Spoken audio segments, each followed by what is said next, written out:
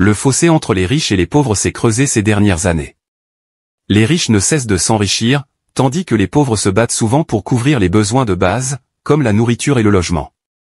En règle générale, les personnes riches et les personnes à faible revenu vivent de manière totalement différente, et voient les choses sous des angles très différents.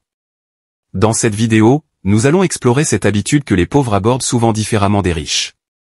Bonjour à tous, et bienvenue sur le Titan Cuirassé, une chaîne où vous pouvez apprendre sur l'investissement, les finances personnelles, la gestion de l'argent, la psychologie, et sur beaucoup d'autres sujets d'éducation financière, parce que les écoles ne vont pas le faire à votre place.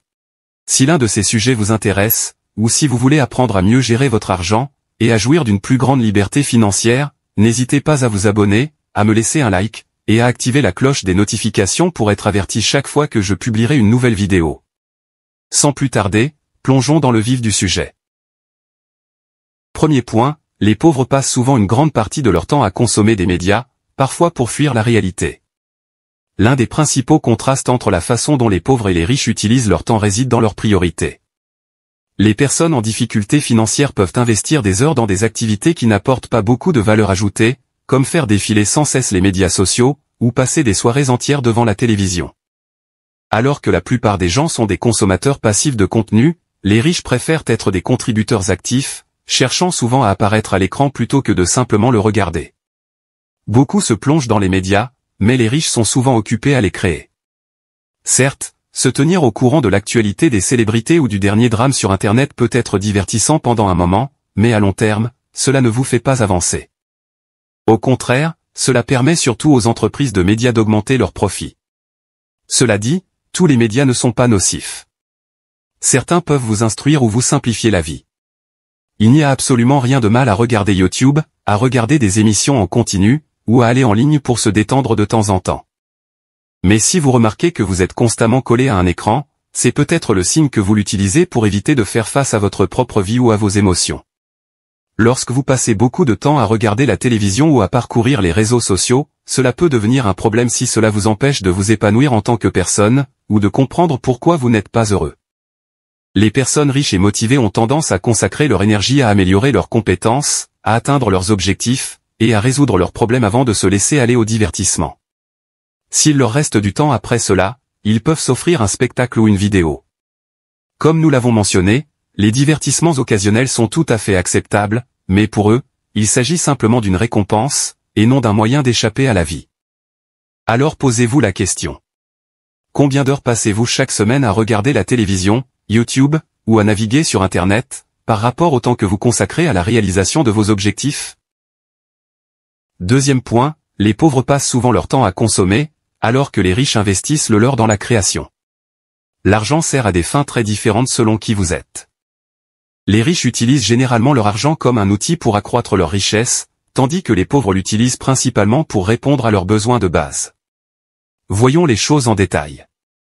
Les personnes disposant de moyens financiers limités échangent généralement leur temps contre de l'argent pour acheter des produits fabriqués par d'autres. Une personne moins fortunée peut consacrer de longues heures à l'achat des choses qu'elle désire, les dernières chaussures de sport, un téléviseur haut de gamme, des améliorations apportées à sa voiture, ou de belles vacances. Mais elle a rarement assez de temps libre pour créer une entreprise, ou produire quelque chose qui lui soit propre. En revanche, les personnes fortunées consacrent souvent leur temps à la création de services, de produits, ou d'expériences, que d'autres consomment. Pensez-y.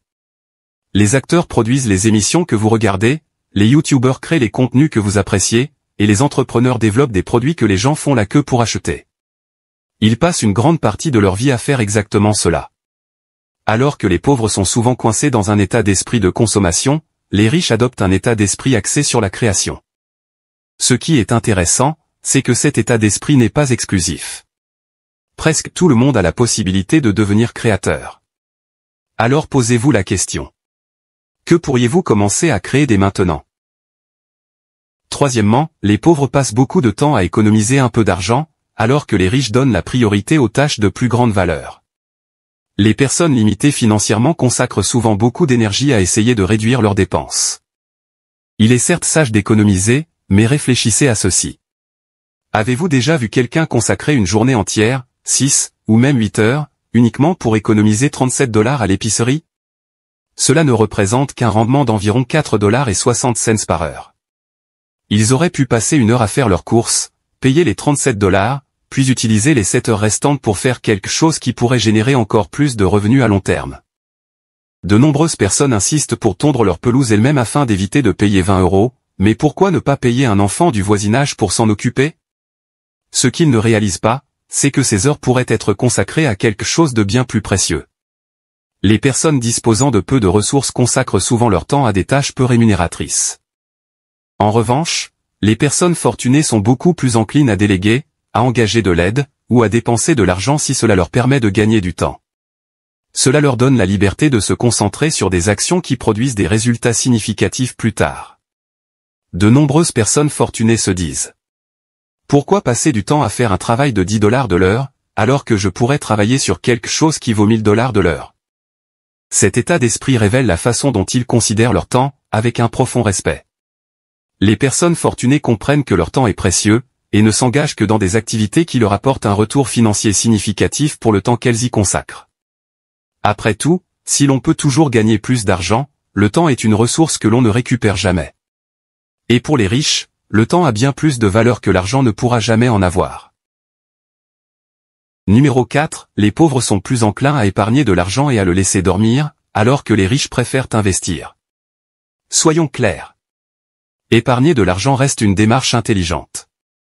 Mettre de l'argent de côté est toujours judicieux. Mais la vraie différence réside dans la manière dont les gens perçoivent et utilisent l'argent épargné. Nombreux sont ceux qui épargnent en vue d'un achat futur, ou qui laissent leur argent dormir à la banque. L'argent qui reste sans but perd progressivement de sa valeur au fil du temps. Imaginez, vous héritez d'1 million de dollars d'un parent éloigné que vous avez à peine connu. Au début, vous êtes probablement ravi de posséder une telle somme. Mais il y a un hic. Vous n'avez pas le droit de l'utiliser. Vous devez tout épargner. Avec cette restriction, l'argent a-t-il vraiment une valeur pour vous? Probablement pas, car il ne peut pas vous aider à vous enrichir, ni servir à quoi que ce soit. Mettre de l'argent de côté sans direction et le laisser prendre la poussière sur un compte bancaire ne vous apporte rien. En fait, avec l'inflation qui ne cesse d'augmenter, la valeur réelle de ces liquidités inutilisées diminue au fil du temps. Quelle est donc la stratégie des riches? Ils le font travailler. Il s'agit de transformer l'argent en un outil qui génère plus d'argent. S'il est sage d'épargner de l'argent, il est encore plus sage de l'investir judicieusement. Certains diront peut-être, mais je ne veux pas risquer de perdre mes économies, c'est pourquoi je n'investis pas. Le meilleur investissement que vous puissiez faire, c'est en vous-même. En consacrant de l'argent à l'éducation et aux connaissances financières, vous obtiendrez le meilleur rendement possible au fil du temps. Permettez-moi de répéter que l'épargne est essentielle, et que je soutiens fermement cette idée. Tout le monde devrait avoir une épargne comme base. Cinquièmement, la plupart des gens vivent d'une seule source de revenus, mais les riches en ont plusieurs. Une personne ordinaire dépend fortement d'un seul salaire, généralement celui qu'elle perçoit dans le cadre de son travail. Mais les riches? Ils disposent de plusieurs sources de revenus. C'est l'une des plus grandes différences entre les personnes fortunées et les autres. La plupart des gens sont terrifiés à l'idée de perdre leur emploi, car tout leur revenu en dépend. S'ils sont licenciés, le flux d'argent s'arrête, et c'est une idée effrayante. Mais lorsque vous développez plusieurs moyens de gagner de l'argent, cette crainte s'estompe. Si l'une des sources de revenus se tarit, vous avez des solutions de rechange, vous gagnez toujours quelque chose. Ce filet de sécurité vous aide à traverser les périodes difficiles, et à rebondir financièrement. Avec des sources de revenus diversifiées, vous vous sentez moins anxieux face aux problèmes d'argent. La question est donc la suivante. Que pouvez-vous faire dès aujourd'hui pour créer de nouvelles sources de revenus? Numéro 6, les pauvres utilisent souvent le crédit pour acheter des articles, tandis que les riches l'utilisent pour accéder à des biens plus importants. La façon dont les riches et les pauvres gèrent le crédit est une différence majeure que les gens oublient souvent. Ceux qui ont moins d'argent craignent généralement les cartes de crédit, parce qu'ils les associent à des pièges d'endettement. En revanche, les riches multiplient les possibilités de crédit, parce qu'ils les considèrent comme un outil stratégique. Les pauvres utilisent parfois les cartes de crédit pour des achats inutiles, même lorsqu'ils n'ont pas les moyens de rembourser. Mais les riches ont une approche différente. Ils utilisent des lignes de crédit ou des prêts pour acquérir et maximiser des actifs importants. Par exemple, une personne fortunée peut acheter une propriété d'une valeur de 220 000 $ en ne versant que 20 000 $, et en empruntant le reste. Cela lui permet de contrôler un bien de 130 000 $ en n'utilisant qu'une petite partie de son propre argent. C'est l'essence même de ce que l'on appelle l'effet de levier de l'argent des autres. Numéro 7. La plupart des gens espèrent prendre leur retraite à 65 ans, mais les riches visent la liberté financière bien plus tôt. Les personnes qui ont des difficultés financières rêvent souvent de prendre leur retraite un jour. Les personnes fortunées, quant à elles, s'efforcent d'atteindre l'indépendance financière. Elles veulent que leur argent fructifie sans dépendre d'un emploi. La personne moyenne imagine qu'elle a travaillé pendant 4 décennies dans un emploi stable, et espère se reposer à 65 ans. Malheureusement, ce plan ne fonctionne pas toujours comme prévu. Les personnes fortunées suivent une voie différente. Elles ne sont pas obsédées par la retraite. Elles s'efforcent plutôt de devenir financièrement indépendantes. Leur véritable objectif est de rassembler suffisamment d'actifs productifs de revenus pour financer leur mode de vie, sans jamais avoir besoin de retravailler. Ce faisant, ils peuvent profiter de la retraite plus tôt, ou continuer à faire fructifier leur patrimoine par choix. Voilà pour la vidéo d'aujourd'hui. J'espère que vous l'avez appréciée et qu'elle vous a apporté quelque chose.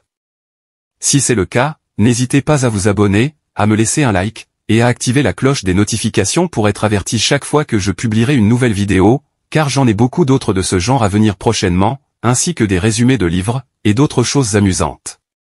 Merci d'avoir regardé, et passez une bonne journée.